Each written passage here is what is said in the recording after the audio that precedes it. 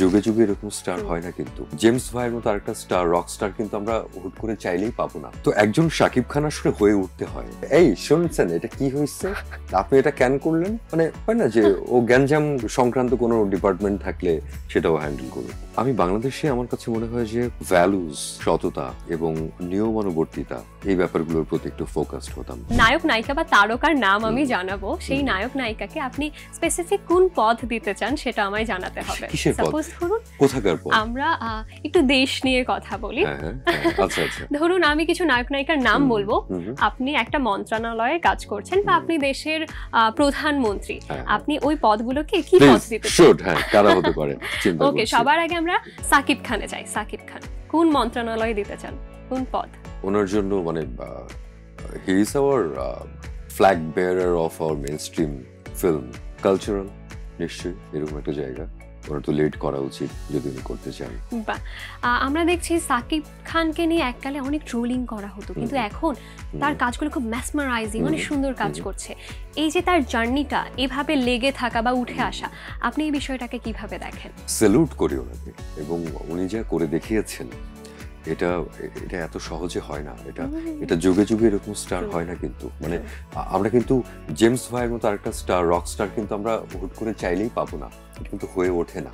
তো একজন শাকিব খান আসলে হয়ে উঠতে হয়, একটা এরকম জার্নি লাগে আসলে।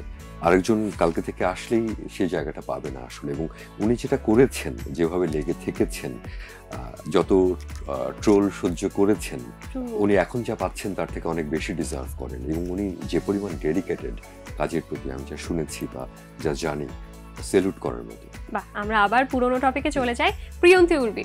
প্রিয়ন্তী উর্বি ওকে সহায়ক সম্পাদক করে দেব বা এটা কেন? হ্যাঁ, ও এই শুনছেন এটা কি হয়েছে, আপনি এটা কেন করলেন, মানে হয় না যে ও গ্যাঞ্জাম সংক্রান্ত কোনো ডিপার্টমেন্ট থাকলে সেটাও হ্যান্ডেল করুক। জাহিদ প্রীতম।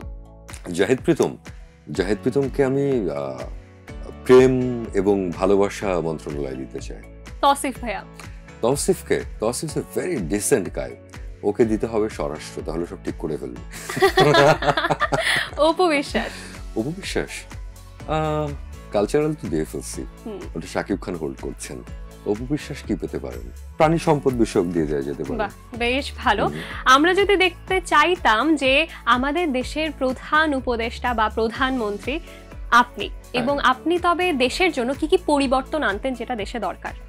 আমি যদি এরকম একটা দায়িত্ব পেতাম, কাল্পনিক অর্থেই বলছি, আমি বাংলাদেশে আমার কাছে মনে হয় যে ভ্যালুজ, সততা এবং নিয়মানুবর্তিতা এই ব্যাপারগুলোর প্রতি একটু ফোকাসড হতাম।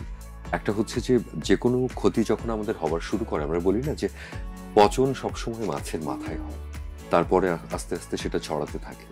তো আমাদের শক্ত হতে হবে ওই জায়গায় যে আমাদেরকে শৃঙ্খলার মধ্যে আনতে হবে, নিয়মের মধ্যে আনতে হবে, এবং সেটা একটু সততা এবং এক ধরনের পারস্পরিক মূল্যবোধের যে জায়গা, আমাদের ভালো মানে পারস্পরিক মানুষের প্রতি দৃষ্টিভঙ্গি বলি বা মূল্যবোধ বলি বা আমাদের আচার শিষ্টাচার, সেগুলো নিয়ে কাজ করতাম। আমার কাছে মনে হয় যে মোরাল অনেক জায়গা থেকে আমাদের অনেক উন্নয়নের জায়গা আছে।